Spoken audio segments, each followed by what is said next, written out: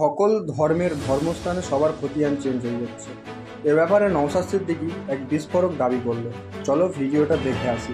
তার আগে আমার একটা কথা, এই চ্যানেলের কর্তৃপক্ষ বাদ দিয়ে যে যা কথা বলবে তার দায় চ্যানেল কর্তৃপক্ষ নেই। চলো ভিডিওটা দেখে।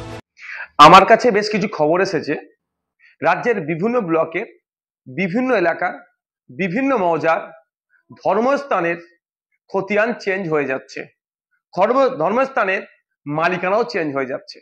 যেমন মন্দির, মসজিদ, ঈদগাহ, কবরস্থান, শ্মশান, গুরুদুয়ারা, চার্চ যারা আছেন, যারা দেখভাল করেন, তাদের উদ্দেশ্যে আমি বলবো এগুলোর একটু সার্চ করে দেখে নিন, সার্চিং করে দেখে নিন যে মন্দিরের জায়গাটা ঠিকঠাক আছে না 1 নম্বর খতিয়ানে চলে গেছে, মসজিদের জায়গা ঠিক আছে না 1 নম্বর খতিয়ানে চলে গেছে।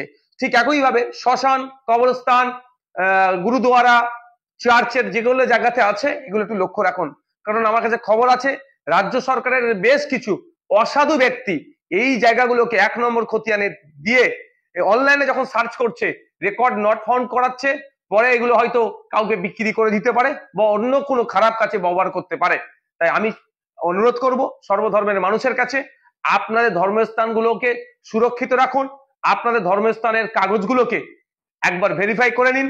যদি দেখেন যে এই কাগজে অর্থাৎ আপনার মাদ্রাসা, মসজিদ, কবরস্থান, ঈদগাহ, শ্মশান, আপনার মন্দির, গুরুদুয়ারা বা যে কোনো জাহের থান, যে কোনো জায়গা হোক না কেন, যদি দেখেন যে 1 নম্বর খতিয়ানে চলে গিয়েছে বা রেকর্ড নট ফাউন্ড দেখাচ্ছে, সাথে সাথে আপনার ব্লকের বিএলআর অফিসে যাবেন, গিয়ে একটা মিসকেস করবেন বা যেটাকে অভিযোগ বলে একটা অভিযোগ দায়ের করবেন, তার রিসিভ রাখবেন যে এটা ভুল হয়েছে, রেকর্ডটাকে সংশোধন করানো হোক।